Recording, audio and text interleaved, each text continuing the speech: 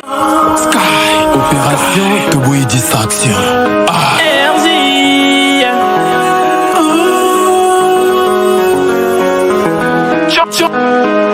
John Kobamba les peuples pas. Opération Yangonde pour la Moussambo, la distraction. Yangonde Boumi, Mouka, Olio, Bitumbango. Pour les pères, Redi pour les pères. Johnny Kabamba.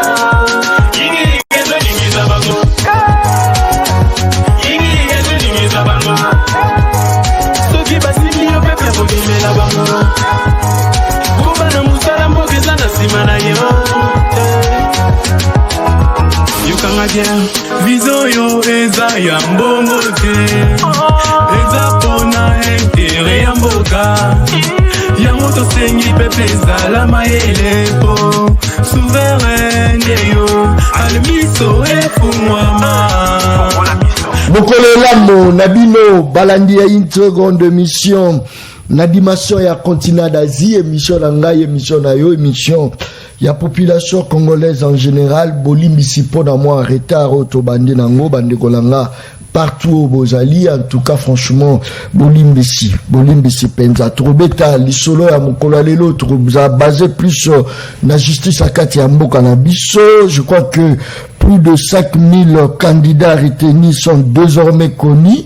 Peut-on dire que un nouveau vent souffre dans notre appareil judiciaire? Et ça vraiment l'isolo torobeta penza mokolo ya lelo parce que batwaza kolela ebele nako sabino te. Justice la mboka na biso eza mabe makasi. Justice la kati ya mboka na biso eza ya deux poids deux mesures. Naza koloba nani alobi John Kabamba eza mabe. Est-ce que koloba keno na ba candidat 5000 oyo est-ce que bakoko mema pe souffle ya sika to lobela souffle tuza kolobela souffle nani alobi John Kabamba muto alobi tokobeta rôle ya justice. Mosala ya justice eza nini? Mosala ya justice eza nini? Ezali nini? Très bien. Ezali solo tokobeta mukolo lelo toko profiter pe pototala est-ce que l'État a protégé pe ba commerçant ou ya biso ba commerçant. Moto fongoli si moi boutique ni kane komi goya. Moto yeka la papier du picateur ya pamba papier azo so $20. Moto la mutazo na ndengeni. Bayebi ko ça la différence entre une entreprise ya monene na loko moto sali ya moke bayebi te. Rôle ya l'État ezaka ka so mutafongoli si loko na ye l'État ya kaka copier to zape protection ya moto asali yango. Contribution ya l'État pesa nini na moto asali moi boutique na ye moi boutique mususu achena yeka des machines à coudre ya pamba l'État yeko crucifier ye machine à pamba o mboka nini pepe toko kima wapi yango misuba ko beta ba deve loterie ba kende Ethiopie na mboka la ngamo ko naza ko nyokama vomela ke na mboka bapaya. Très bien. Et ça l'isolo torobeta na est situation est vraiment très grave. Je pense faut tobeta yango il y a même basi oyo ba se retrouver bazana moi libumweza ya kovimba baza ko bota na balabala bamisu bazangi mai ya komela baza komela ba mai na kon guerre za mabe nzamba za wapa kitacha kimia na kata RDC guerre za mabe mai ya malonga ya omeleza lite misu baza komela mai ya salite misusu na banzela tifoide beta kwei dikuwa kwei na balabala bande ko passe za la kati ya mboka na biso.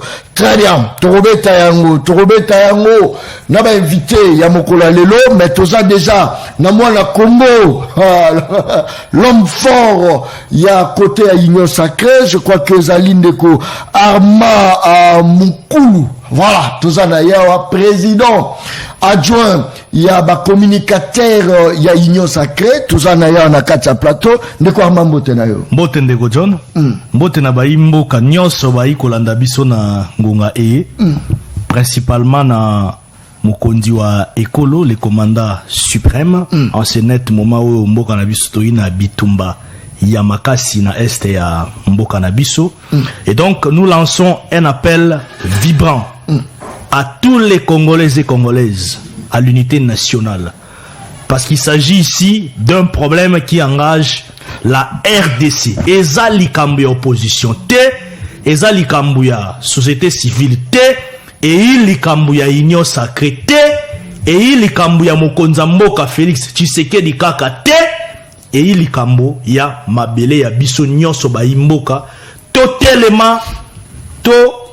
telema tozala vigilant éveillé biso tout to soutenir mokonzi ya mboka, to soutenir ba FARDC na ba action militaire nyonso eza mené na ba stratégie militaire nyonso eza mené na ba stratégie diplomatique nyonso eza mené pour être to renforcer politique intérieure mboka na biso to bouter d'ailleurs ba ennemi wana parce que eza agression moko bandi lelo te et bandi ou to kala ba source nango ezomona na depuis même avant 1997 déjà agression à est oh ya marambia M23 à l'époque babandaka nanu FDLR babandi komata ADF nanu ti lelo M23 a s'imposa kuna azoboma azopie azosala désolation nyonso tango za koloba ke non biso nyonso totelema parla ngala ngana yeba olingo loba nini tango za kosenga biso nyonso totelema tokotelema oui mais tosenga kina bino justice militaire ezala parce que mongo ya ba militaire o baza ko bunda batu baza ko détourner ngo na ba détourneur d'argent oza koyebisa bango batelema mais finalement tokotelema na bato baza koboma to tokotelema biso bato oyo toza koboma te parce que bere nyonso eza kolata biso crise eza kobeta biso parce que y a des détourneurs d'argent parce que tant ba détourner après bakobenga biso na unité tozala uni tokosangana na babomi ya kese ya l'état o ba permettre que ba mapinga na biso baza makasi te ndeko arma malobonga muna. Merci ndeko yango il faut justice na biso sala musala ndenge sengeli. Très bien. Même le chef de l'état est dans cette logique là a décrié qui a fistija qui a lobela qui maïa mabezo sala manakata justice amboka na biso ndeko John Kabamba ngana na électorat naza na électorat ngana koki ko soutenir ba bêtise te babuzo baté dans un secteur donné ceux qui ezala makambezo tambola te na ibsaka yo ngana ikinwa na ikongolais na dénoncer na lobara na kata justice amboka na biso eyi na ba dérapage ebele ba insuffisance ezebele tokota tovandela yango tozo senga na secteur judiciaire amboka na biso bazuzi basala musala na ndenge sengeli po ba honorer combat ya mokonzi ya ekolo même mokonzi mboka emoka lobaki yango dernièrement une sorte de la théâtralisation na kati ya secteur judiciaire amboka na biso dans l'appareil judiciaire et donc le président de la République son excellence Félix Tshisekedi est dans cette logique de donner une justice justiciable, une justice équitable, une justice réelle, véritable aux Congolais. C'est la raison pour laquelle, quand il y a des choses qui ne marchent pas, est-ce qu'il suffit qu'à Alobato, il suffit de Ameka, parce qu'il y a une azali noyau, c'est ça le problème. Il faudrait comprendre qu'il y a même na cortège eza ko le kabo, nzela ya bambouteillage, nzela ya bamabulu, mais ce qu'on le kokoti na cortège ba lever yo, ba ke na destination inconnue, ce que to loba nini eza nani, c'est ça le problème de kolanga. Certainement eza likambo ya conscience patriotique moto na moto si kazo sala musala ne parce que le chef de l'État est là. Nous sommes dans une situation triangulaire. Il y a le président de la République, il y a l'appareil judiciaire, il y a le gouvernement, l'exécutif. Et en bas, nous avons le Parlement. Et donc, c'est comme ça que la réalité géostratégique y a Congo et fonctionnera. Mukonza Mboka a fait si injonction, a fait si directive, a fait si orientation. Alors, il faut pas appliquer, applicabilité, il faut ça là. C'est par là qu'il faudrait qu'il y ait des sanctions. Je suis pour les sanctions. Non, il faut pas sanctions. Non. Très bien, il faut pas sanctions. C'est le remontant na biscuit na ngao na zana ngondeko. Voilà, ba nego sala non appel patriotique parce que vous savez, tous en la situation moko très tragique ya mboka na biso na est. Ndeko John Kabamba, il y a quelque chose qui se passe na kati ya Itando ya Sud Kivu. John Kabamba, vous savez, nous sommes dans un pays où le président de la République veut assez que Mboka Nabiso, et à la Mboka Moro ya état de droit, et à la Mboka ya ba valeur. Lorsque vous êtes un gouvernant, quelque part, il faut oyer banakoza la redevable na ndengozo samsa na gestion na ba gouverner. Donc na population, topé na ba député provinciaux ba pesio mandat. Le monsieur qui s'appelle Théo Mwabidje, oyayi gouverneur ya Sud Kivu ngana lobakutu. Aza gouverneur moko en tout cas azo mérité ata mukete Pour Moutou lokola Théongo budget. Pourquoi retire la gouverneur à Sud Kivu? Parce que d'abord, parti politique na yemoko AFDC. O est porta qui est même qui est wana. Na Sud Kivu pas comme un gouverneur. Bango moko déjà, balongo la déjà confiance. Oh. Balongo la confiance envers lui. Parce que le sénateur Modeste Bahati Lukwebo, c'est quelqu'un de valeur. Aïe Moutazo incarné philosophie, il y a bonne gouvernance au Mokonzambo Kalingi. Bah remarquez que ndeko wana Théongo budget. Fonctionnement naïe. En tout cas, ça ne va pas. Bah détournement. Il y a qu'est-ce qui va dernier public. Mais gestion calamiteuse. Donc, pas problème, n'a pas problème. Insécurité, n'a pas qui veut tirer. Population, à vomir. Très bien. Bah, députés provinciaux, bah, vomir. Bah, yé, composer les motions, mon pas l'ongolaï. Motion, les a déjà. Bientôt, bah, on va bouger, bah, l'ongolaï. Il faut pas mettre, bah, l'ongolaï, kende. Alors, Nekomona, Kakaboye, en tout cas, na surprise, tout le monde est pour aller adhérer à l'IDPS. Aïe na IDPS. Qu'on a vomi rien dans Sud Kivu, AFDC a vomi rien pour la gestion. On l'a rappelé plusieurs fois. IDPS a joué toi boy. C'est babi ndeko sala musala malamu ndeko wana kaka nyoka. Très bien. Aïe quoi adhérer à l'IDPS. Merci beaucoup. Bon. C'est par là, moi je suis en train d'interpeller la sagesse du siège Augustin Kabouya. Parce que moi j'ai confiance au secrétaire général Augustin Kabouya, moi na bouté. On appelle Simbote, tout le monde mosala na yuti kosala partout à Kéi. Ba plein ba mobilisation makasi. Merci. Le siège Augustin Kabouya, il faut azala vigilant na bato modèle wana. Merci beaucoup. Kotoyo asumbi na ngana po sali musala malamu te na Sud Kivu. Ba députés provinciaux. Bazana droit ya kobeta motion à tout moment. Le contrôle parlementaire est permanent. Merci beaucoup. Et donc kaza mutu moko en réalité même na IDPS wa ki ba rejeter. Et ça le quoi alinga ya kobatama. Très bien. Na kasa IDPS pendant que kuna asumbi na ngana sali babuzo. Merci beaucoup. Ce qui n'est pas bon, nous demandons à l'IDPS de ne pas faire confiance à un monsieur. Pareil, parce que c'est un métier rempli d'immoralité, un métier teinté. Merci beaucoup. Dans le comportement, il y a détournement dans la province à Sud Kivu. Merci beaucoup. Donc, dans un sujet, le message derrière qui, député provincial à Sud Kivu, courage, bazala toujours na courage, joana, tiba qui na souka ne tumbawana, pour être Sud Kivu est un gouverneur ya malamu, pour na etando na bango pour magambo qui ne liboso. Merci beaucoup. Place aux alliés, loba kelikamba Congo est à concerner ngai. Place nyos aux alliés. Imaginez on a un problème, aucun associat, au Bengelobi n'a un problème, baza ko senna yo mbongo ya makolo, mbongo ya papier, mbongo ya stylo, baza ko senna yo. Imaginez ce qu'on place sur baza ko senna yo za victime, on senna droit au futa. Parce que ce qu'on a un problème, na mutaza la misolo. Est-ce qu'on combattre yé? Est-ce qu'on combattre yé? Place nyo soza. Loba likamba Congo il faut na kota yango parce que so concerné ngai. Biso ba futi ya taxe, bango ba consommateur ba détourner. Ce que so ki moke zu yiki balobi totele mabiso nyos, totele. Na mi yibi to totele bana bango. Tout mo yibi totele. Merci beaucoup. Très bien. Tous les ndeko Pablo, na kati ya plateau ya émission Le Peuple Parle, ndeko Pablo Mubungu, tous les na kati ya plateau, ndeko Pablo Mbote na yo. Mbote ndeko journaliste, merci pour l'invitation na yo. D'entrée déjà na ngaki na réagir ne lo mo ndeko utiko lobeza na moni ke réaction na ngeza motu ya makasi ya lobi théâtralisation de la justice. Cause na yango ezali bato bazo travailler na kata justice bazo sala musala bien te. Bon, je me suis dit peut-être que ndeko zaki na retraite makamboleka ki na simana ya baki yango te eraye ko bima, il n'a pas encore eu des informations. Et là quoi lobi wana il y a vraiment théâtralisation de la justice na kata mboka na biso. Et la cause après batanyo soto utiko l'exa il y a critique na opposition.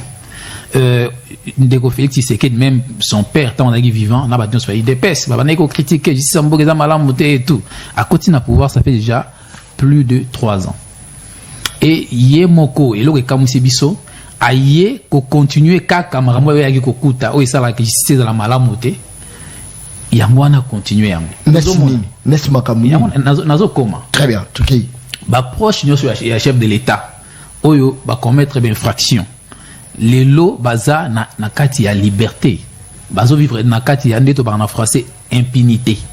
Na rezo exemple ya ndeko vidi et chimanga to sala infraction mo ya makasi awa. Abengsi baton baza ba investisseur azo senga a poser bango condition ya 20%. Ya mbongo bon faut passer l'investissement awa na mboko na biso. Ceux qui exacté moyen ba ko investir awa exacté c'est ce que ça veut dire. Mutona bakanga qui asal pas même un mois. Lelo azali banda moins de 5 jours d'ailleurs. Liberté provisoire sur na Congo na biso soko yoki chef proche moi ya chef de l'état ba biko liberté provisoire après avoir ko kangama pour infraction ba ko mbimba yango wana abimi akei eza trafic d'influence ya yemo mokonzi mboka. Donc parmi makambo to ça que marché bien tes comportement na yemo ko na ko exemple ya ndeko nani Willy Bakonga ndeko Willy Bakonga biso to yebi ka 5 infraction bakangiye babandi ko sambisa ye papa lelo azali banda ozomona abima akenda naye Willy Bakonga azali ti lelo tozi ndeko Vital Kamerhe détournement ya mbongo esalema o basala ye na Jamal ozomona babima bakenda na bango batika bango ba organiser makambo de manière que baza na kata liberté. Et parce que baza ba proche ya chef de l'état. C'est que bobini na bango peso la faiblesse à justice. On a ça eza moko ya ba effet ya manque d'indépendance na justice na biso. Très bien. Justice na biso ezali nde ba na français sous dépendance ya ba politicien. Ba politicien ba lingi justice et ça la musala selon ba intérêt na bango et non selon ba intérêt ya mboka. Celui ci c'est celle musala selon ba intérêt ya mboka.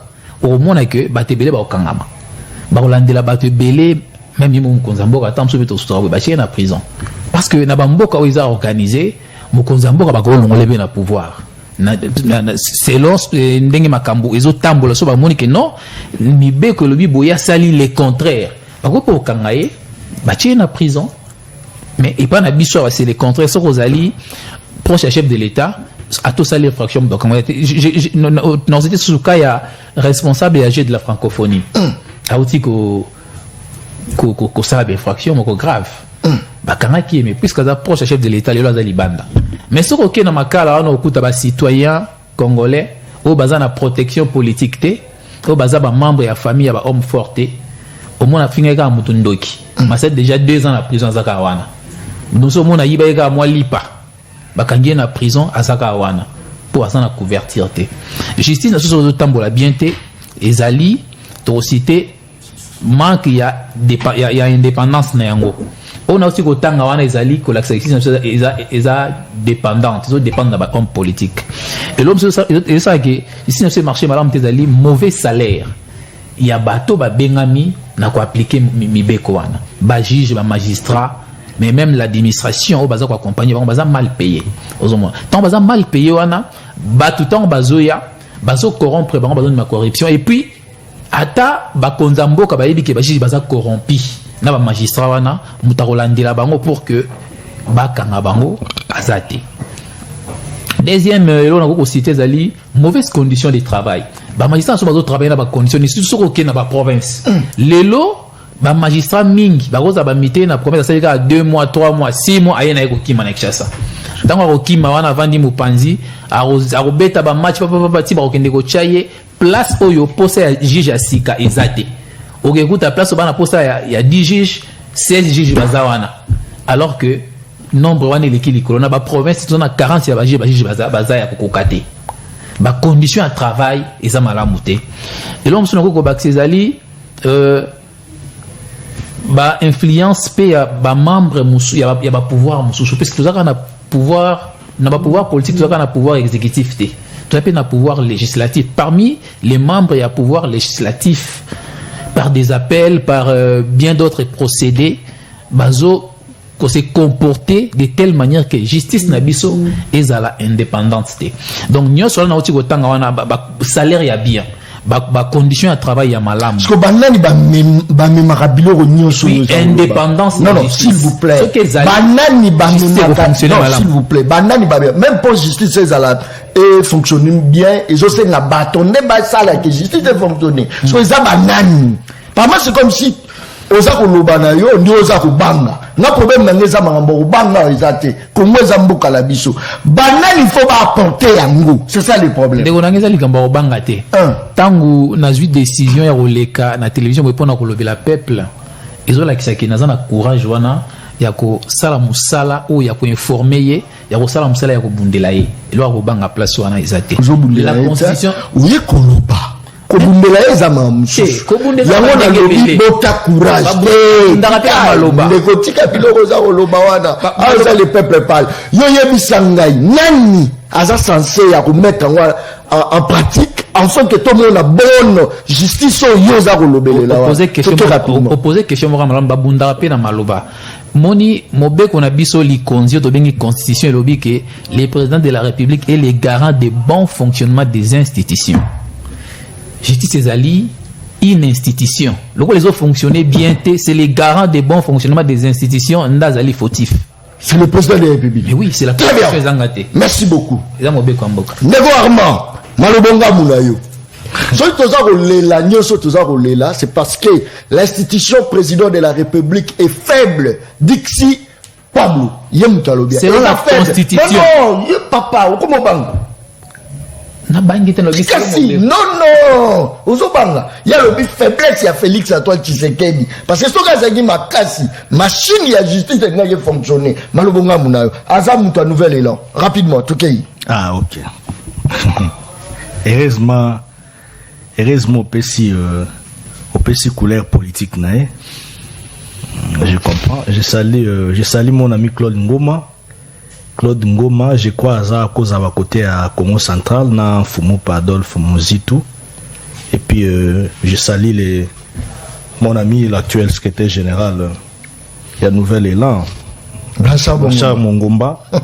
Nous avons un débat à tout moment. Et puis, Focus Koukelemena. Non, je comprends, mon ami. Je le comprends. Est-ce qu'elle a tort? Non, je le comprends pourquoi Zolo Babon. Mais il faudrait peut-être à l'apprécier. Vous savez, lorsque vous êtes dans un débat politique, il faut vous apprécier. Qu'on tâtonne, des confusions. Et ça, la rappelle bien. Parce que même Mouto Zolando peut-être à comprendre bien. Mais c'est de son droit. À une opinion contraire. À tâtonner. Il y a pouvoir. À tâtonner. Nous sommes au pouvoir. Par contre, pas une opinion contraire. Non, il a beaucoup tâtonné. Beaucoup tâtonné avec beaucoup de confusion. Mais je respecte son opinion parce que nous sommes dans un débat démocratique. Voilà. Nous devons comprendre une chose. Mon ami Pablo, mon estimé frère Pablo, moi je suis dans une philosophie du réalisme. Vous comprenez? Ça veut dire ceci. Vous savez ce Tolimbo qu'on a vu ce qui est bien. Il ne faudrait pas toper cette impression comme dans une opposition. Il faut dans un discours contraire. Na bateau bazana sa pouvoir. Comme dans un pouvoir, il faut dans un discours il y a flatterie. Il faut dans une communication il y a flatterie pour dans un pouvoir. Non, c'est pas ça. Il faut qu'on crée équilibre perpendiculaire moko ya réflexion. Il y a un moment ami qui les mis sous et à l'ara. Lorsqu'il s'agit des dossiers, par exemple, qui touchent à la sûreté nationale, lorsqu'il s'agit des dossiers qui touchent à l'intégrité nationale, lorsqu'il s'agit des dossiers, des sujets qui touchent, par exemple, à l'économie nationale, au social, vous comprenez un peu, à la mobilisation des recettes, à l'avancement du pays, au mona, état-major, nyon soyaba. Clan politique camp politique ils à la droite, ils à la gauche. Au moins sur base il y a un certain nombre il y a des principes fondamentaux. Au vanda, sololi, pesi proposition exacte et puis mboke qui ça veut dire à un moment donné bossa na rana nous torpère politique na baons. Moi je suis dans cette philosophie là. Et donc il faudrait pas que le bon gars que nana nous retraite makambande o le ganande au monde non, c'est pas ça. Vous êtes dans une philosophie de tout refuser, de ce qui se passe. De ne voir que le noir, même là où il y a blanc. Donc, c'est ça votre philosophie. Mais moi, j'ai une philosophie, on a dit. Donc, non, mais attention, alors, justice, c'est ça là-bas. Problème, même, je l'ai dit. Je l'ai dit. Maintenant, le dernier mot revient à qui? Qui est censé réparer? Je suis en train de dire ceci. C'est la raison pour laquelle je vous rappelle et j'insiste sur le fait que moi je suis réaliste et c'est ça l'union sacrée. Dans l'union sacrée, il n'y a pas l'hypocrisie. Quand ça ne va pas, on les dit, on parle, et puis on touche. Na pota ici, Kalikambozali, pour tout réparer. C'est ça l'union sacrée. C'est ça l'avantage d'être au sein de l'union sacrée. Et donc, j'étais en train de dire ceci. Nous avons la séparation des pouvoirs. Le président de la République n'est pas juge et parti. Il est président de la République. Mais il n'a sambi sarabatute. Yende azalara zuzite o yambara ba dossier na kati ya ba cause tribunal na ba parquet. Non, il faut tout bayango. Alors, comment nous nous mettons tout à la tête du président de la République? Même s'il y a quelque part des dérapages, ou bien étant de mort dans un domaine moko ben suffisant ses alliés. Sur les plans scientifiques et sémantiques, sur les plans constitutionnels, on ne peut pas tout mettre sur la tête du président de la République. C'est une très mauvaise façon de voir les choses. Non, ce n'est pas ça. Donc il y a la séparation des pouvoirs. Nous devons maintenant insister sur la conscience nationaliste. Et c'est ça. Il y a un monde déjà cheval de bataille à chef d'État fait Tshisekedi. Conscience nationale. Mutuna mutua yebe sikanga nazali. Fona sa msana malampo moke ke liboso. Oyo sengeli apesa la sanction apesa ba sanction. Ba ba ina parlement, ba bunda ba pesa mibeko ya malamu. Oyo ko ki intérêt apesa ba congolais misala, bilenge bisala. Oyo ko ki intérêt ya okitsa ba mpaku. Oyo ki intérêt ya faciliter production locale na mboka na biso. Oyo ki intérêt ya kosala ba contrôle ya malamu na ba etandu. Une entreprise publique, on mobilise la recette pour être mon solo et matanakati à Libengambo na biso. Par exemple, aujourd'hui, avec Sama Lukonde, nous n'avons jamais connu dans ces pays un premier ministre. Comme Sama Lukonde, je le répète. Tout le monde a un ministre et belé à Yamboba, lika na mboka na biso. Batika biso na budget à 5 milliards de dollars américains. Sama Lukonde ya koti, une année à Pamba, a même bisona na 10 milliards. Elle écoute un budget rectificatif et comme dit 12 milliards. Elle promulgation et se stabiliser na 10 milliards. Alumwali bisowana ayena bisona 14,6 milliards de dollars américains. Ça Malukonde. Et donc ce sont des avancées. Mon frère ami, il y a mon arabe à côté, peut-être moi ba problème à Mike Zali, mais ba côté mbala mususu, ba avancer Zali à le bangote. Oh, fumu padol, fumu zitu. Encourager qui même bah effort, il y a mobilisation des recettes. Encourager qui bah effort, il y a patrouille financière, il y a IGF. Encourager qui bah makambia bah croissement, il y a finance publique. Nene IGF faisant ça musala makasi. Oh te mona qui na mois fiscal mois d'avril, DGI en l'état qui même vaccination des recettes n'a jusqu'à 220%. Mais Moussala Makaswa ne ont profité kaka na bino. Non, c'est la yoka. Mais ils ont profité la biso na yoka na lo. Olobi yo gangia depuis Makambo Bande à premier ministre Sama Salibo. Pendant que tous ont na gomeza ko kenne. Pendant que tous ont ba détournement bilo au moins belé. Tous qui na machine ya justice. C'est là où tous allines de kolanga. Parce que cette machine à justice ils ont fonctionné bien. Moto zo sala musala a reçoit salaire à kitoko ça fait partie à justice oyebi yango moto atangi kelasi o azala musala te soki justice a bien ezali c'est l'homme a commis balobi doit ya musala ezala kati ya constitution soki machine ezalaki mais batu misala ndeko na ngai c'est ça le problème. C'est vrai, la justice sociale élève une nation. Ça, très bien, très bien. La répartition des richesses. La répartition équitable des richesses et même constitutionnelle. Très bien. Ça c'est vrai. Voilà. Justice sociale, répartition. Sama Lukonde avec les 14,6 milliards de dollars aujourd'hui, budget alloué dans le secteur de défense et sécurité, donc dans l'armée na biso. Parce que l'armée, ça branche dans le secteur de défense et sécurité. Et ça qui a une dimension de 300 millions de dollars américains. Et maintenant, il y a 350 millions de dollars américains avec Ilunkamba. Mais aujourd'hui, avec Sama Lukonde, nous avons un projet de pourcentage alloué pour le secteur de la défense et sécurité estimé, évalué à la hauteur de 1 milliard de dollars américains. Ce sont des avancées, papa. Les lois, la loi de la programmation militaire. Et ça prend militaire. Loi sur la programmation militaire et kokotisa ordre na kati ya secteur à défense et sécurité na armée mboka na biso. C'est là où il y aura la répartition équitable, rubrique par rubrique. Oh, la logistique, il nous faut autant. Oh, location, par exemple, il y a biloko, il faut il nous faut autant. Oh, par exemple, il faudrait tenue militaire il nous faudra autant. Par exemple, ration militaire, il nous faudra autant. Et donc, ça, mobeko est en réalité comme ma réforme et single dans la armée. Alors, les lots fonctionnaires de l'État, fonctionnaires militaires et civils, majoration de salaire na bango à une dimension de 30% et puis comme 45%. Ce sont des avancées, c'est vrai que ça mouké, mais ça va avancer. Les lots ont une mécanisation et fonctionnaires de l'État. 33 840 fonctionnaires de l'État. On va NI depuis plus peut-être de 15 ans passés. Mais les lois, papa, ce sont des mécanismes oyo et ça manakati ya gouvernement. Ce qui est na kati ya ma trésorerie. Rapidement. Ce qui est la trésorerie à Foner pendant 18 ans. Nous avons eu seulement 6 millions de dollars américains pour la trésorerie ya Foner.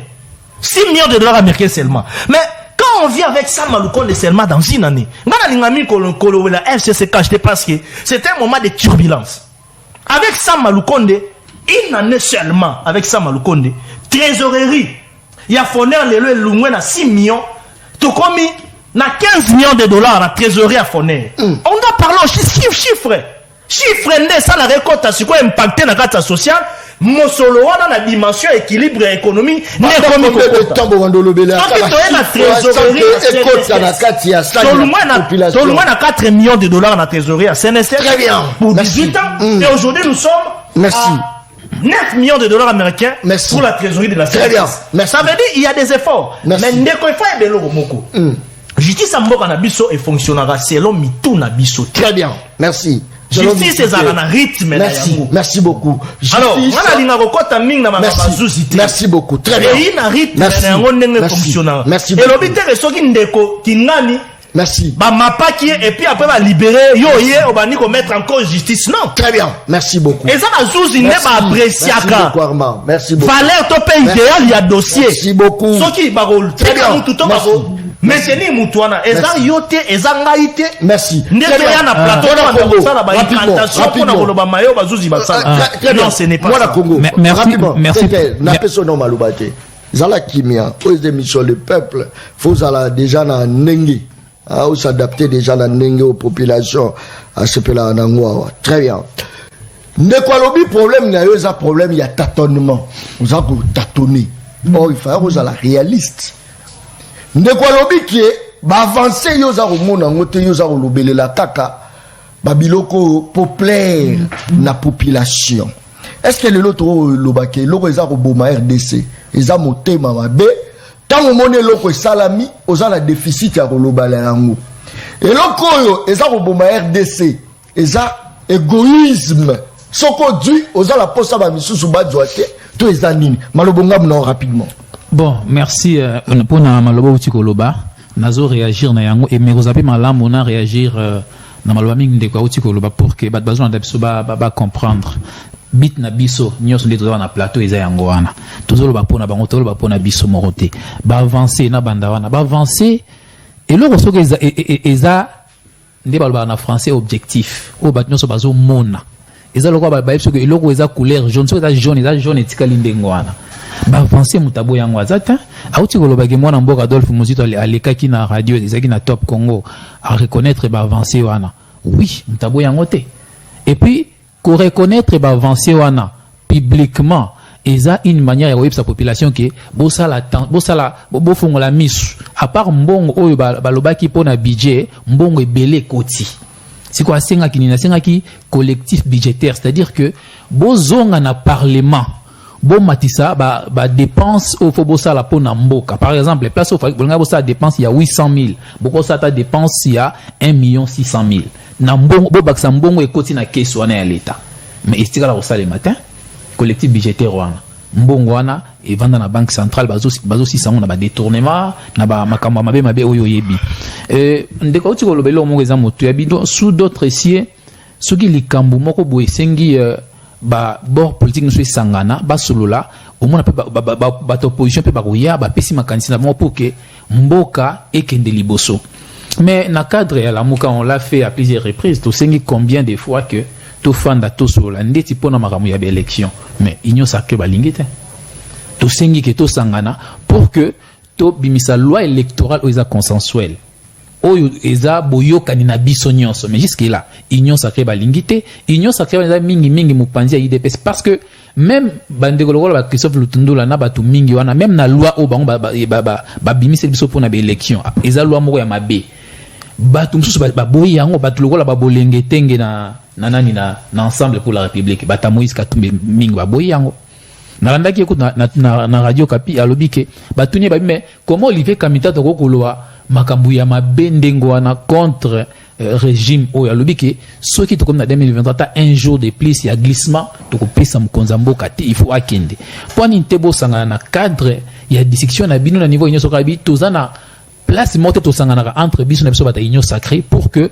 to yoka na pour que to solola to tirer ba conclusion pour que to tirer consensus ezala raté ya wana comme place à recevoir biso sur la union sacrée ezate to komi ko ba place de monique peuple a ko biso o yango Olivier Kamita to asala ki kutu tweet na niveau ya tweet ne ba journaliste ba relayer ngonde mboko mbimbe yebi o ya ki ko loba wana donc volonté bana ya ko vanda pona ko sangisa makanisi en fait que mboko ke liboso ezali to ba kino to vanda pona ko bongisa nini seni to luka comment to ko bimisa turo seni o ko sala que Berer il y a 2026 il y a 2006 pardon bah il y a 2011 na 2018 ezongate erreur à makasi wana ezali fraude électorale ba seni so to ko zwa wana eza seni organiser qui fraude électorale jusqu'à présent et loko wana ne salimate mwana mboka Adolphe Muzutuna Martin Fayulu na cadre la muka ba proposer ko plan de sortie de crise na kipango mututa akipa yango na cadre ya plan de sortie de crise wana et singa ki pe ba réforme pona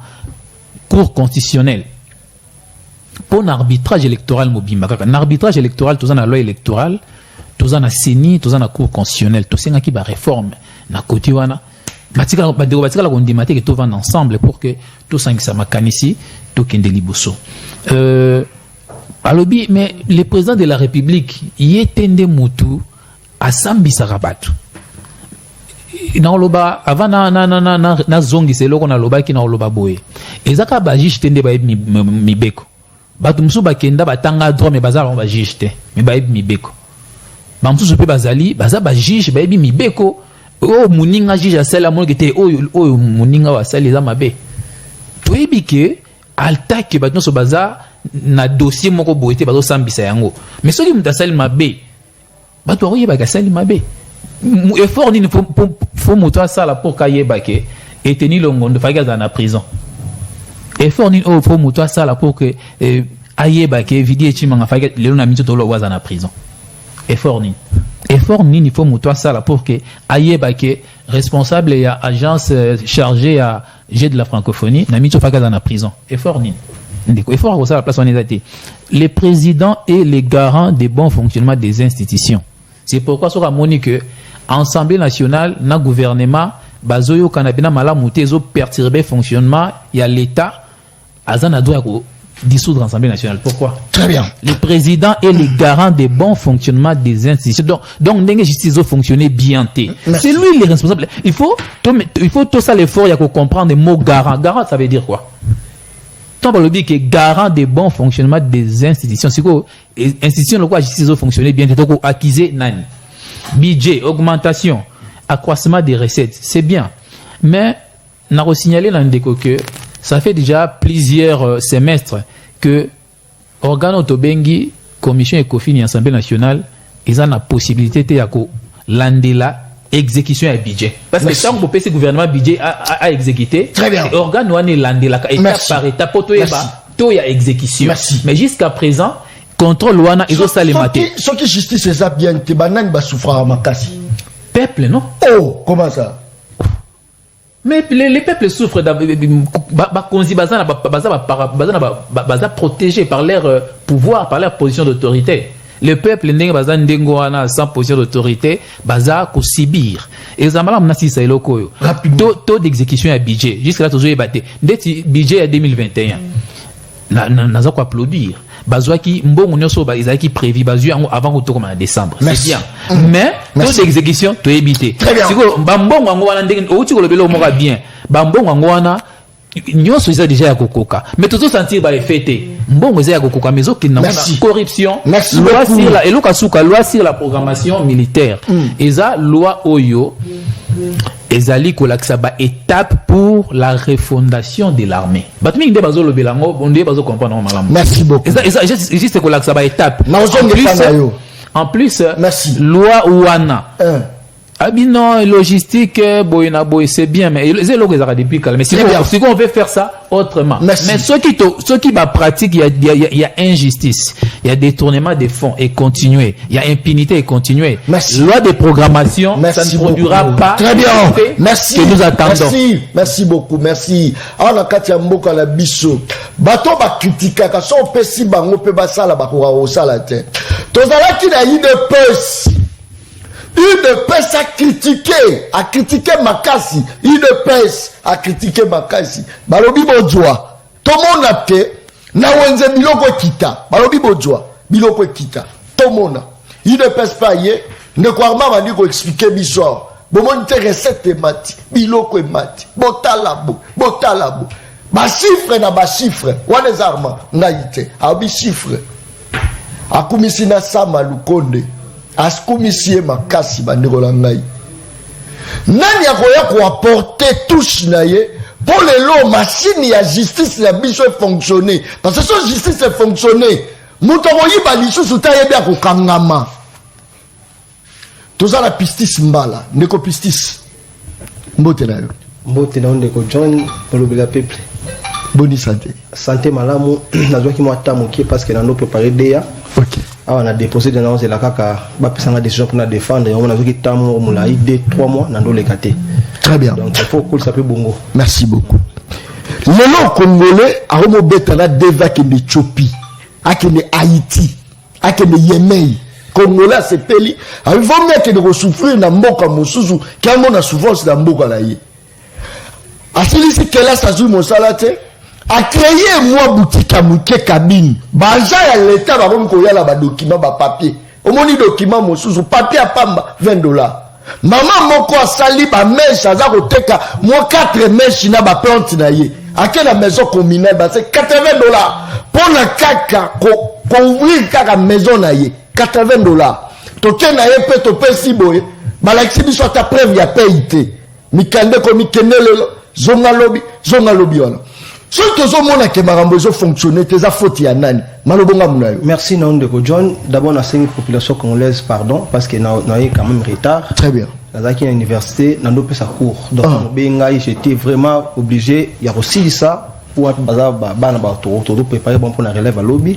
Et puis, il y a parce que c'est devant Très bien. Ndeko Nangai, beaucoup plus fondamental. Il faut vraiment qu'on réponde à la volée belé. Mais nous avons Ndeko Nangarma, mais également on a tapé la réponse à Mutuna Nao. Ndeko John. Mboka Weza Musika, na Libulu Makasi. Libulu Nango, ezali mo président dans le baki yanko justice à Mboko Zotambola bienté. Or, tant le baki yanko dans zela na suka discours na démissionné. Oh, comment ça? Aza garant bon fonctionnement. Oh, donc ce qui est le Tambola bientôt récolte que le Tambola bientôt au forcer le Tambola bientôt na suka nango. Il faut des missions permettre au bazar la compétence sur le bas ni va continuer mission. Mais tu as 5 ans c'est ça la logique. Non, honnêteté. Honnêteté na personnalité parce qu'on a son barantin de Konangai. Le quoi il m'a parce que Europe sanga 3 ans, 5 ans. Na meki na mon simbat na roti capé. Pour permettre c'est ça la beauté derrière de la démocratie. Beauté de la démocratie, on premier ministre mort il y a beaucoup na bossé combat démissionnaire qui à forcer simbi na ngoté. Je préfère laisser pour permettre au bazin expérience na tour les kangai ba continuer ko nangai awa kaka na plateau yo na plateau auto ça qui Vincent Karega fois alongwa ana mboka oyo ndeko ma telemela biso mabe boza na capacité te boza non mais siko ba finalité d'année akete to na gouvernement ya pongi gouvernement ya pongi balala kaka to lambusa balala kaka ba quand ba réagir déjà moini à côté botiki bo déclarer que Rwanda zo agresser biso mais botiki élément dangereux à Rwanda awa lisu na bango ndeko na ngai toi représenter pourquoi bateau ko bango bataki Kabila bazaki na ye mais fallait que m'amène de ba PC ni non conseil non to bois ko investir ko yamba lettre accréditation ya ambassadeur na pona boy parce que c'est un espion a déstabiliser ba moko no sakenda ba lettre bateau ya sécurité ba komelio président ko accréditer te parce que za moto mabe ko déstabiliser moko na biso mais tellement on a régime là la pongi a boko yoka. On a déclaré hier que Rwanda doit agresser Bissau. M23 et ça non Rwanda a M23. Dans M23 Rwanda. Tant que président déclaré en suite logique ça ni. Ko bengala nani ambassadeur. Parce que bon tiki est à Rwanda qu'on a ça soni makasi. Bon to bengala ambassadeur ya Rwanda. Pour te rappeler à Bissau pété. Pourquoi pour te rappeler à Bissau? Est-ce que tu as le problème est à Bino? Problème est parce que Bino on a la pongi de Konanga. Bino bolobi abengani après vous poser sous cam. Non mais cette façon reste diplomatique c'est la raboni. C'est la raboni. Donc bo bengani ya bani bo rappelle pas à Bino tout de suite. To banga sabotage. Bon ça qu'on ensemble ça ni. On peut pas être na guerre na pays moko puis bo tiki guerre bo financer stratégiquement. Nante habité que nini ici il y a raffinerie à or na biso ba rendre bazana na simanango ndana habité mais pourquoi bote bango nini wana te contrat wana te pourquoi pas sanctionner Frissel parce qu'on peut pas laisser l'ennemi na arme na zo rambongo zo mosolo parce que guerre c'est rambongo sans financement on peut pas faire la guerre mais botiki ennemi na ba arme ni non na financement nyonso na nina doit président doit courage Africel en boko na biso bou pia Africel les arrière bango bon yebite za bango Africel oh ndeko na ngai so il faudra comme abasi d'Afrique so ya biso za tout dans réseau te toi na réseau moko biso le côté réseau résaté oh ndeko na ngai contrat ya raffinerie ya or na biso bana bagana contrat na ba Rwanda te président Félix ala na Kagame tina mboka na suna Goma apese passe wana mais pourquoi pas remplir contrat wana parce que donc on soldat bulisa biso. C'est ça le fil pour apporter tout le Kayango. Bon, la justice bon. Je sais quand il me présente que na TV je crois encore la sincérité à tel non mais écoutez c'est quoi ça c'est toi le bailler pas influencer ah ndeko na président république garé à bon fonctionnement bakangi de rokameri toi le problème de rokameri té bakangi na tongo la pourquoi président fait le la Moïse s'il vous plaît non il faut préciser oui non juste par exemple Moïbi juste par exemple Moïbi président Naboutou à ce discours non je crois encore à la sincérité de M. Kamere en tout cas dans le rebelle comme ça là justice et Kangi et petit ma preuve yo n'a pas au salut discours ndeko moi ça sonne et pas ba condamné autant d'années le temps va changer ba relacer comme yo yambi les sous même sous comme toi dans ma l'été c'est à qui la faute c'est quoi tout na bango ya 15 millions à quitter 15 millions. Ils n'ont pas quitté. Tout le monde se connaît. Mais ce que le problème c'est vrai, Babylone sont des salama bani. Ce que nani pas rogo ta pression. En fait, on m'a baissé. Nani gara bon fonctionnement. Gara bon fonctionnement, yomo ko utigolo bango. Il a mission. Il a échoué. Il a échoué. Il faut battre la pression. Tout que non, il faut tout le Rwanda. Diplomatie échouée. Diplomatie agissante. La diplomatie plaintive. Oh. Il est là. Comment ça? Beaucoup est là, Kamingi. Oh. Naïsa qui bango. Donc il y a une guerre na Rwanda. Non.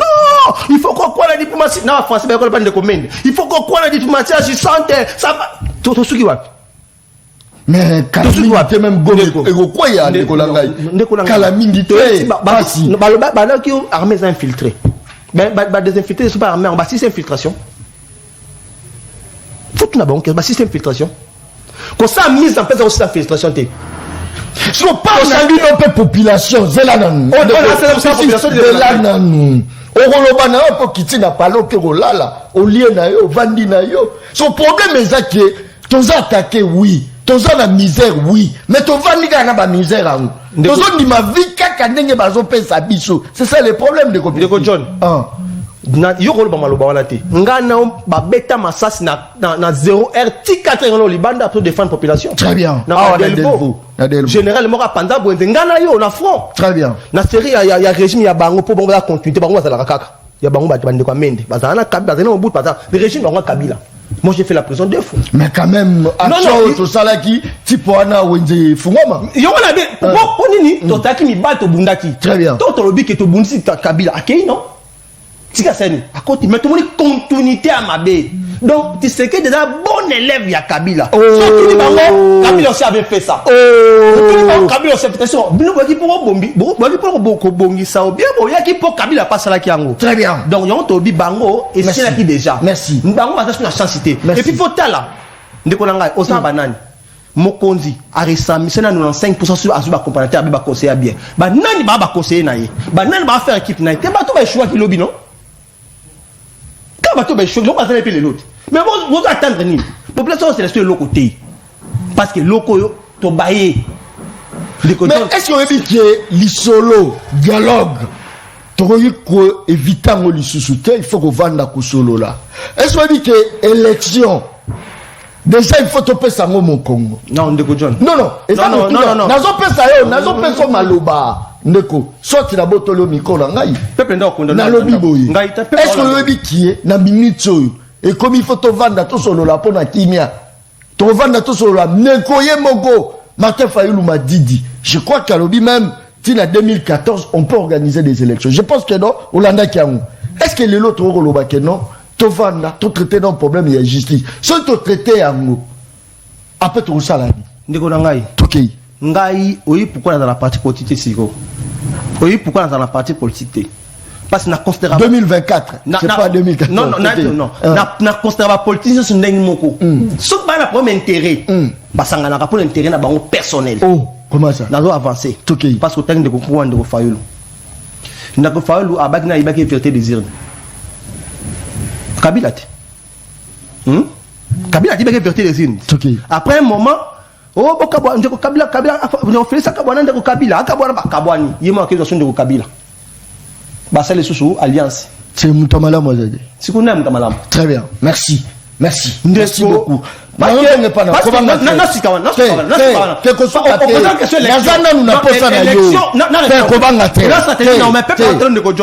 Élection na mboka oyo ekosala na délai constitutionnel. Attache tout mon côté et aux anga. Merci beaucoup. Soki ba politicien ba kanisi bango nde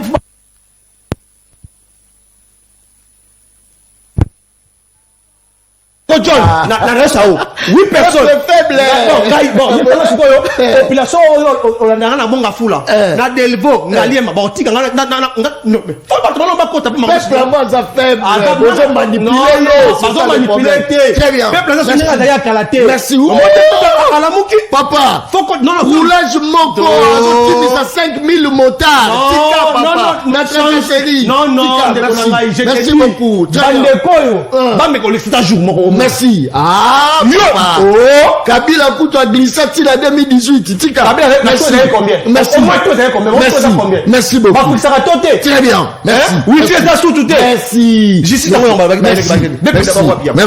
Très bien. Merci.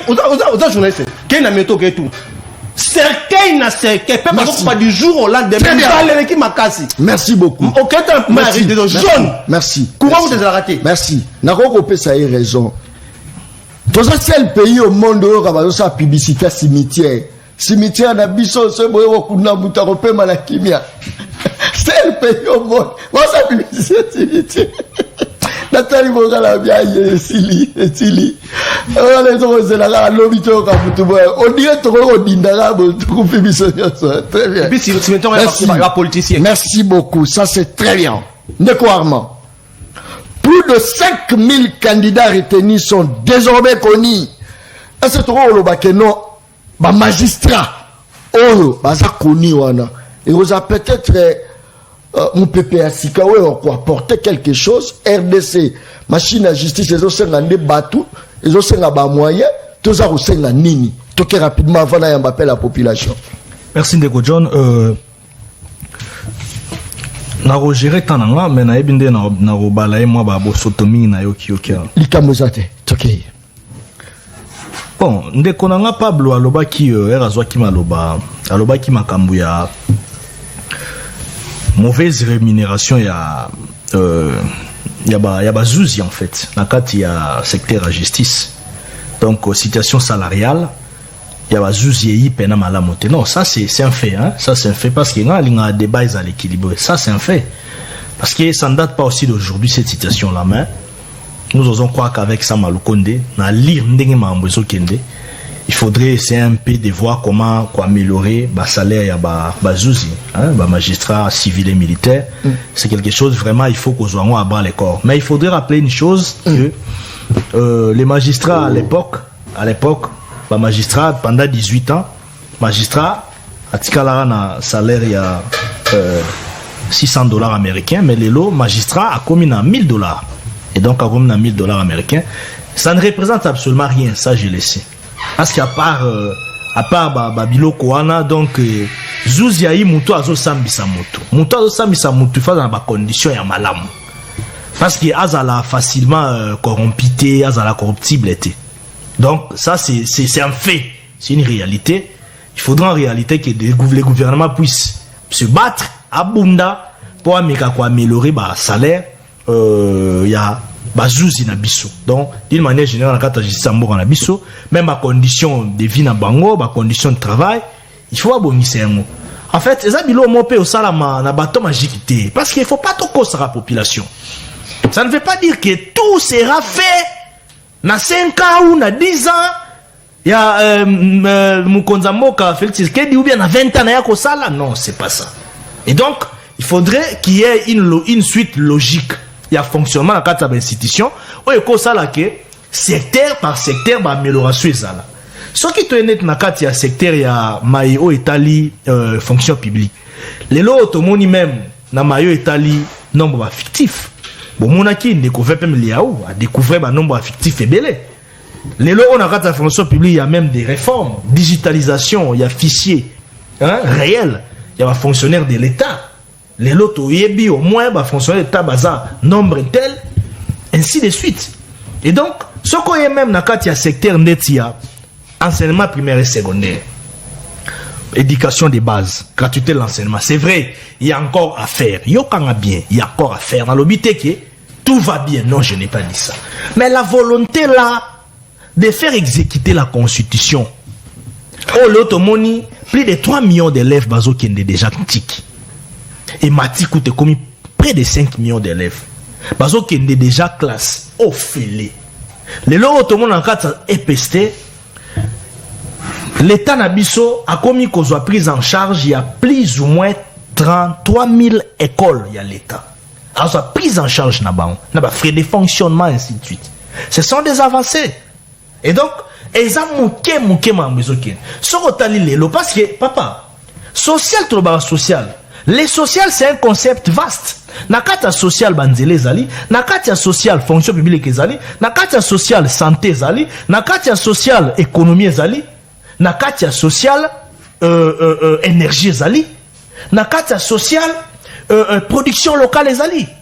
Ce qui est là avec mon général Kassomo Kabwik, dans le monde service national Moussala Zosala. C'est la raison pour laquelle moi je demandais au gouvernement de, en tout cas d'appuyer, de soutenir cette œuvre-là, ya général Kassomo Kabwik.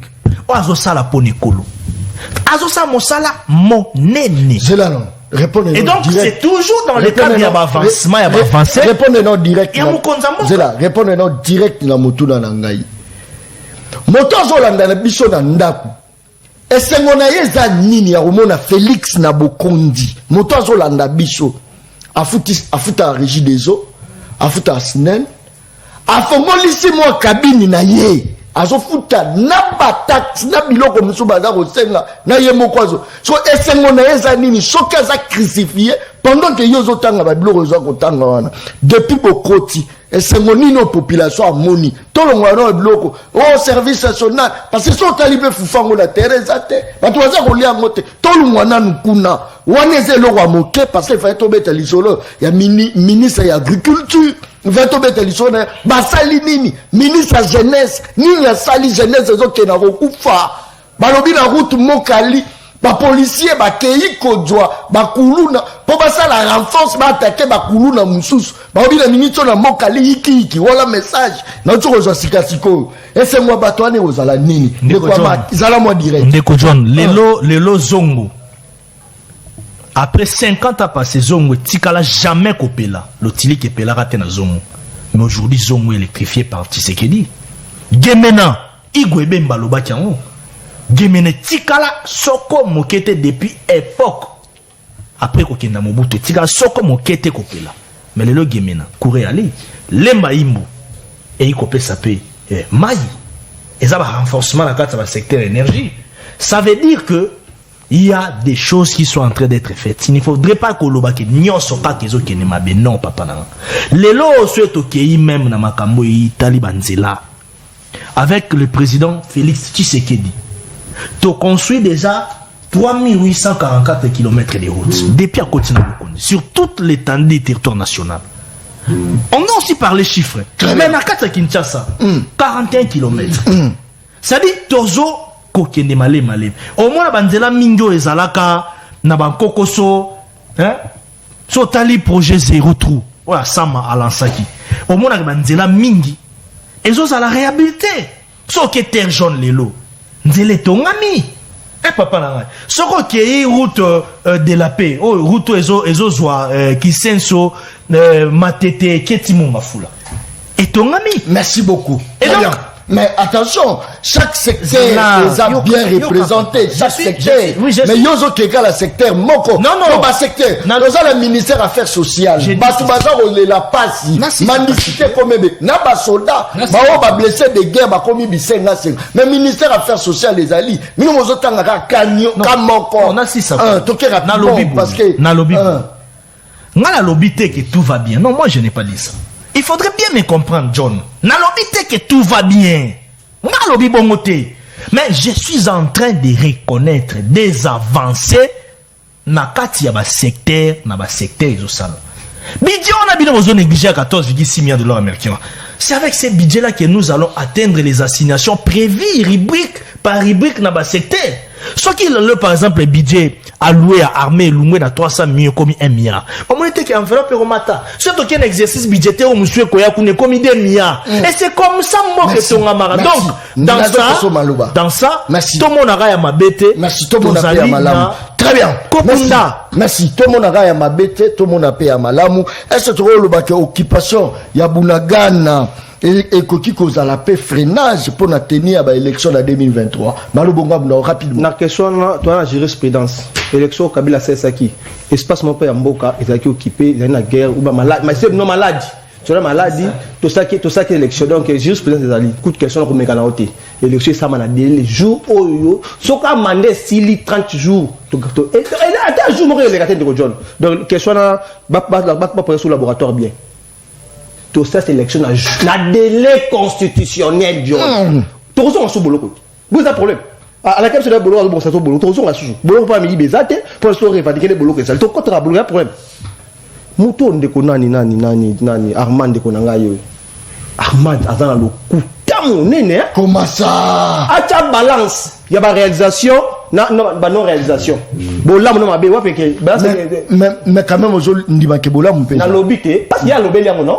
Acha balance bola mu ya moni na régime pour ça continuité bazaba bana mobutu bango. Bazana mobutu.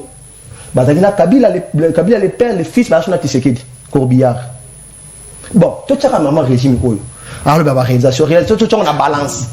Na on va réaliser va réaliser 5%, va réaliser 95%. Parce que moi à 5% à une classe.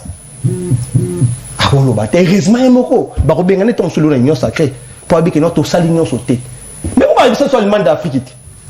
Parce que Moule bête qui est totalement d'Afrique. Qui est totalement d'Afrique. Moule bête qui est allemand d'Afrique des Alpes. Ah, ça peut avoir un deuxième mandat. Ça soit allemand d'Afrique pendant 5 ans. Ce que tu as une année, allemand d'Afrique des Alpes. Ah, Rosa bête peli. Bakou Bobak, c'est 5 ans. Yawapi. On a la caution. On a la caution de Konanga. Auto Tanga Samuel Konde. Samuel Konde, c'est le ministre, le premier ministre le plus fainéant de la République. Ah, pas toi, mais ça va rester. Yawapi. Le Konangaï. Papa, nous avons accès au salaire. Nanda Bolia Kandeng, Morgout, on lié Kiti. Yo, papa, on a accès au salaire. Par exemple, on a un salaire à $50. Bon, on a début pour la foufou. Après, on a un salaire à $200. Bon, on a un foufou. Salaire à $100. Pas de quoi ça congolais quoi. Moi, on est Zawapi. Moi, on va aller Zawapi.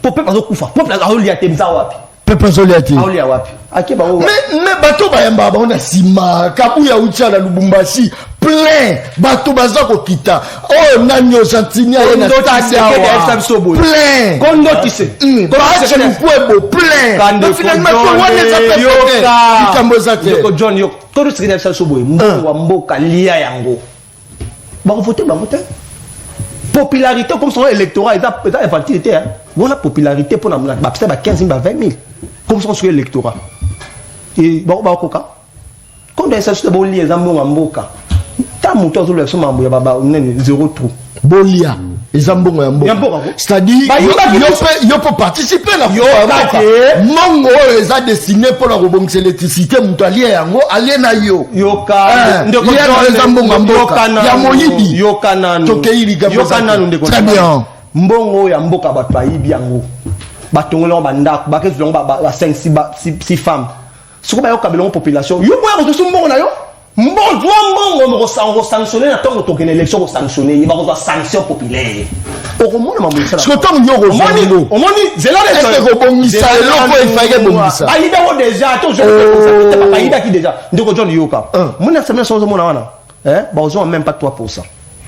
Ah ça me zo ba ozo même pas 3%. Bah, on voit sanction populaire. Très bien. On a répondu non. Rapidement. De quoi, moi, tu vas 0 tout. Yo, la sonnetti. Tu as tu as zéro à cause de la campagne. Station ma campagne au matin à haute tension. Qui est en zéro. Zéro la pouille. 0 tout. Quel est le besoin d'un Yangobila? Il écoute toi.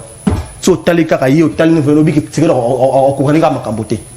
Tabata tambo na ba. Kali bossa ngobila veni moko après veni monsieur la ni président semaine nationale Pepe Mbosso. Ba to belé za wana. Merci. Il y a 0 trou. Très bien. Je sais la notion de Rojo. Nini. Alobi boy. Gratuité. To 100% mais to meki quand même. Éducation à bana, on meka quand même. Éducation pas mes caractères. On se bamboka. Bon éducation. Oh. Non formé sur tout. Comment ça? A auto le bango, laisse pas bérer les saké lelo. Abi na to meki na éducation à bana. Belit ya lobo meki nano. L'éducation moi ba meka jouer té. Ba ça l'éducation moi na yo. Ba meka nano. C'est un échec. Tout ce qui a échoué sur toutes les lignes. L'éducation moi le ba alba ma fini il y a fonction publique réforme ni. Il y aura énorme. Les a ba ministère sur les la fonction bien secteur non. Ba na prime ba na primité. Vous avez des échecs. Lui vraiment fonctionnaire. Mais là ba mité na prime pour dépendre par rapport à recette. Na bi ba ministère sur ba fonction il y a secrétariat ba sur la primité. Reste ni na fonction de non voilà. Digitalisation zo bete la tolé c'est foutini. Ah Karim moko na 54 cartes papa li soeza lo kuta monene. Mutu wana wala sedi na tevawa. Adef sa watu mbongo na secrétariat. Bato ba ko futé mbongo ba c'est que longtemps ba futa qui nous reçoit mbongo non ba mo retirer. Ba c'est la publicité. Ta bato ba populiste o. Réforme ba kangi nan. Na réforme kangi nan ba ça mutu mo ba kanza à 5 de mo matriki ba la ça. Réforme les autres. C'est trop le bakeno. Tala baunde bayaki. Trop le bayaki ko s'enrichir. Vous allez pour le terrain complété. Merci. Na suka ndeko na ngai. Tala baunde bayaki. Tala otali yao. Otali nani? Sama lukoni. Tande bayaki. To sera 2 personnes voilà. Tande bayaki. Tasko nde baza. Les amis, transformation. Mbongo lingi bango ba comme si pour la ligne ba changer pour la ligne ba fonctionner ba changer te ba tema mabo très bien. Merci. Merci. Toi, il m'appelle la population. Merci, s'il vous plaît. Rapidement. Il y a 54 sacs à farine.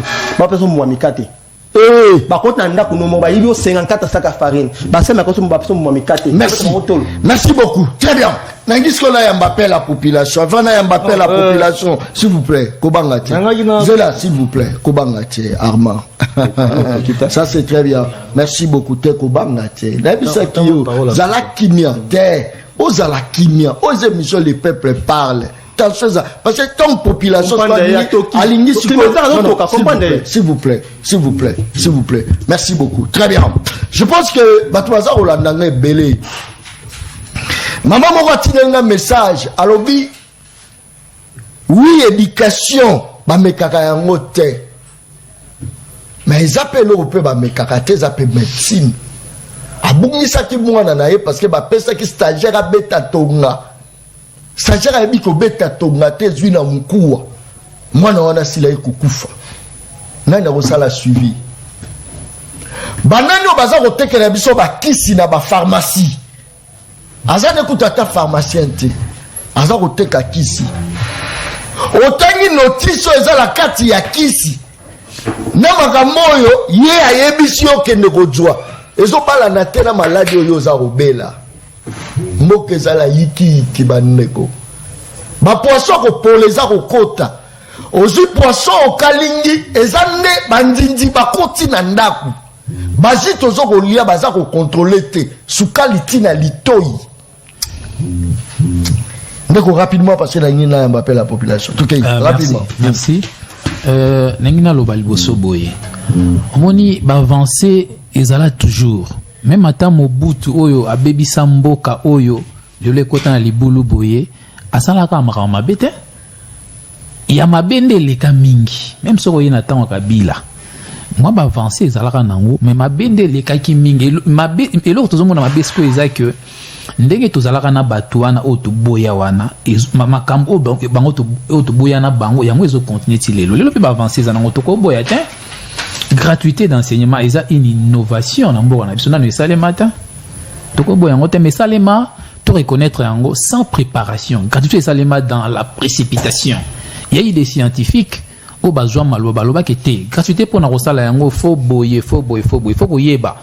Tozana combien d'élèves baozana gratuité wana? Il faut combien de maîtres? Il faut combien d'écoles avec combien de salles de cours? Babilo so balande la ngote. Conséquence, un maître là se retrouver devant 100 élèves, 150 élèves, autant que ça va malamdeni. Ozomona que gratuité ezana ngo mais niveau parce que gratuité ndé baba na français n'est pas une fin en soi. La finalité na kata gratuité ezali tozo niveau il y a formation, il y a malam. Avec cette condition, à niveau, il y a formation à malam. Merci.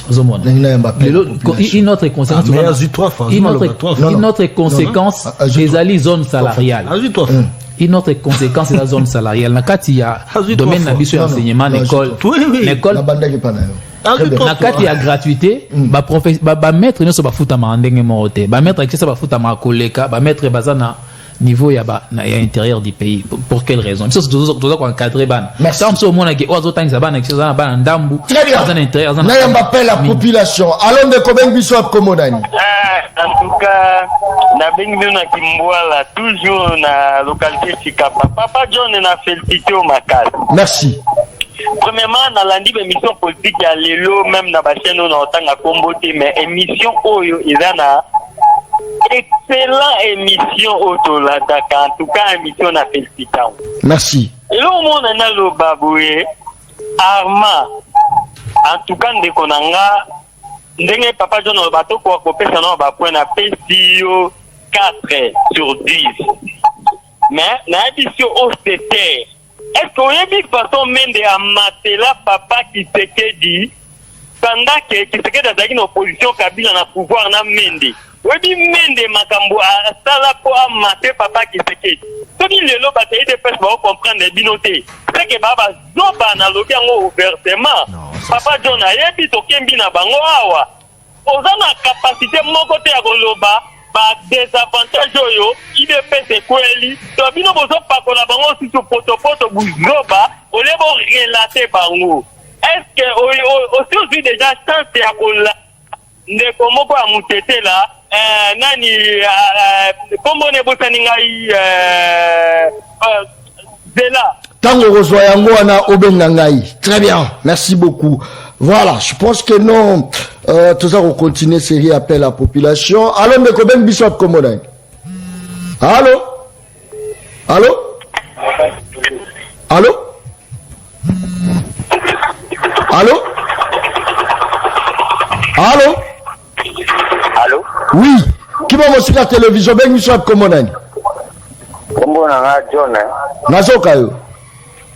En tout cas, nous avons fait une émission, donc émission Kitoko. Merci. Petit Mbala Zana 10. Ok. Nous avons sacré Zana 0. Tango. Mais au bout de l'île de Kolangaya. Nous avons fait Azana 2. Tango. Mais dans l'opposition, faut mais awa budget comme 14 milliards, ça vaut génie moko 700 francs, toujours qu'il est watt. Très bien, merci beaucoup. Kozala bref, boyeza bien makasi, batwaza kolandanga ebele. Ebele, merci pour la confiance. John Tony Akanga 300 écoles, Tony Mwaba 300 écoles, Naba salaire, Mbongo ya tena fête 2 ans, 36 millions de dollars à Foutate, ba certificat bando 2019 la rebunga. Waneza message wutuko komelanga siko wala ndeko ndakomi. Alors ndeko ben Bishop Komodani. Allô papa John. Ngai naza na monga fula papa na ngai. Très bien, banda no bakot, pesa bakot. Bakot na pesi papa Armand 0. Avec amour na pesi 0. Ba papa mi bale wana na pesi bango ba 10. Papa Armand. Bozo mona bisote. Les enseignants bino bozo loba wana ke gratuité. Je suis enseignante. Na bureau gestionnaire. Mais jusque là banato banda si le loto yebite bino enseignants bozo kwa engager wana basa ya niveau ni. Parce que nous sommes là, tous na banda ko bana kutu batanga na école privée parce que na l'état moyen zati. Tokota bango ndenge fo bana 100. Yo mwana na yo atanga na école bana 100. Comment na mwana nga kuna papa bozala la motema malamu bomongisa sani bomongisi toko bote mais na ndenge bozosala biso boye botia biso vraiment pasi na mitema toyebi tie tokende wapi mboko ya biso nyonso me bino bozolata baveste bozotambola na mituka bozosala nyonso bino bolingi bana na biso nde balalaka na bitoko bana bandako bazobenga na biso papa na mama toza baenseignante. Papa a enseignant à enseignante, maintenant tu reçois wapi. Bon pesa biso na botana no bureau gestionnaire obino bo abandona wana. Obino bozo ba mbongo ebele. Biso ba diplôme eza tele na sima. Donc luka misala wapi ko bozo linga ko engager biso te. Tokende wapi maintenant. Oya mta biso. Papa John wana betela mo sete lukuta. Bureau gestionnaire ba simba kayango tetoza abandonné l'enseignement. Merci. Merci, Papa John. Très bien, merci beaucoup. Alors, le Koben Bishop Komodani. Oui. Oui, comment on a ça, monsieur Pierre? Ouais. Na bengi bino depuis limité. Très bien. Et Nalinkina Loba, c'est vrai que je n'ai pas suivi le début de l'émission. Mais Nalinkina a souligné une chose. Pesa na ba point. Bah, point parce que je ne connais pas tous vos invités qui sont là, mais j'ai suivi l'émission à mi-chemin. Mais ce que je vais d'abord apporter comme lumière, on dit que le plus long voyage est le premier pas à faire. Et quand on dit que Eloko Songolo est échoué, et échoué dans le bandit, il faut y banda évaluer. Il ne faut pas dire que quelque chose est échoué, ce qui est bandit. Il y a 3 personnes qui ont déjà échoué, oya bandate, oya lingite, oya komekapete. Ce qui veut dire que gratuité est un échec. Et il y a des gens qu'il y ait des analphabètes et qu'il n'y ait pas de développement. Mais dans notre cas, un groupe de gens, mais les autres, bon, le développement, qu'est-ce que vous nous racontez, vous? Mais vous êtes à Kwanga Moko, moi, Moko, allié, Morceau, Moko, pour que vous m'ayez maï, que plutôt que de privé, Moko a tonda, mais tout le monde il fallait quand même la plus grande partie avant Batanga. Très bien. Vous allez dire l'échec. Merci vous allez beaucoup. le départ ou bien la fin. Très bien. Et il faut commencer par quelque part. Pourquoi il faut être sérieux et puis qu'on reconnaisse il faut y a moto. Kosilikate. Non,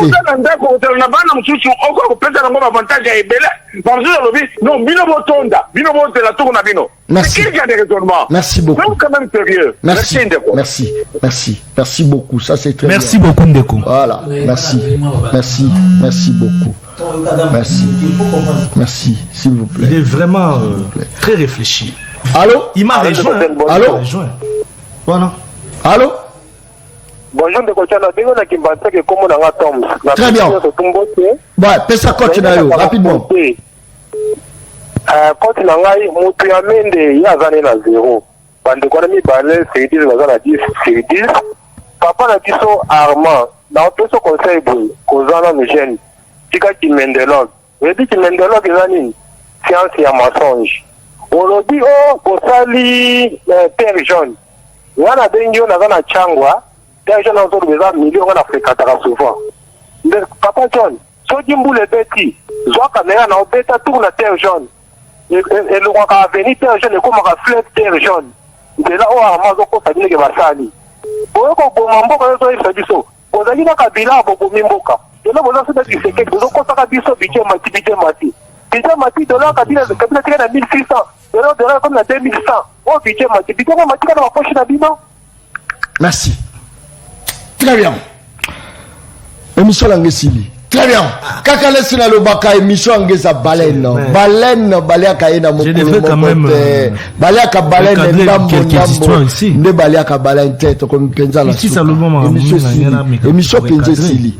Te na tika oza professionnel te. Yo bina professionnel. Te. Si Salobi makambu moko makambu nini? Ya lokutana ya seconde émission sili. Émission non émission sili. Yezo ina lobaka. Ta zo kite. Bino de zo kite yezo. Akosi makambu epele awa.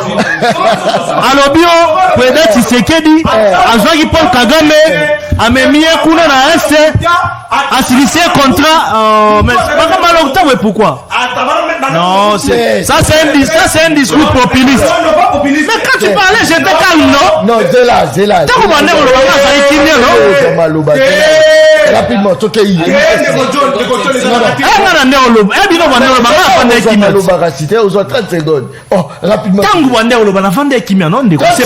Rapidement, rapidement, sont quand même disciplinés.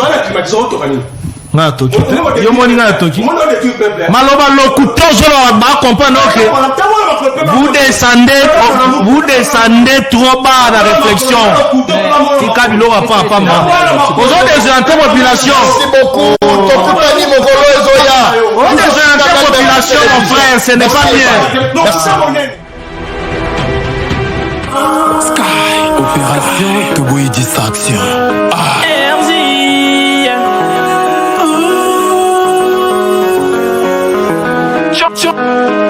John Kobamba les peuples pas. Opération Yangonde pour la Moussambo, la distraction. Yangonde pour Mimoga, Olio Bitumbango. Pour les pères, Riki pour les pères. Johnny Kabamba. Yigirigezo Nimizabango. Yigirigezo Nimizabango. Soki Basili, le peuple pour Mimela Bango. Kubana Moussala Mbogeza na Simana Yo.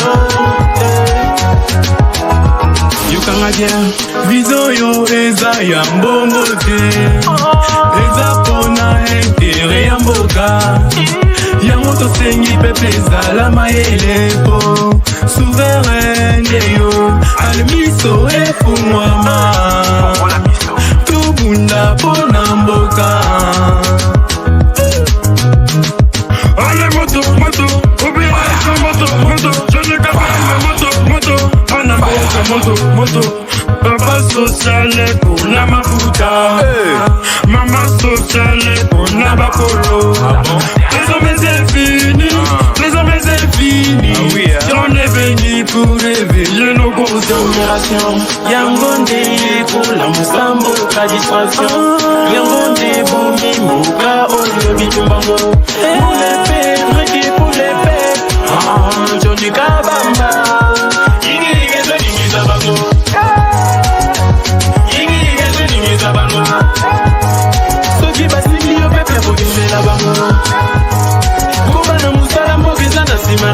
Conduit Production qui vous reçoit. L'aspergesme autour de cette chaîne, Conduit Production, c'est pour essayer d'appliquer ce qu'on appelle la grande cosmogonisation, la pittorescatie médiatique, la tachymétrie. Conduit Production en train de rabibocher, raptationnaliser, retranscriptionnaliser, vous Saint-Père. Unique chaîne du Conduit Production, vous imposez, vous placardez, vous agglutinogénisez, le crocodile, le coup génocide. Vous devez écouter le Koinonia. Ça serait stade de martyrs. Le Conduit Production, le médium tachymétrique, tachymétré, congo-lexicomatisonnalisé. Vous devez manger le Koinonia, le compendium, retranscriptionnalisé par sur-don pour le Conduit Production. L'unique chaîne qui dynamiserait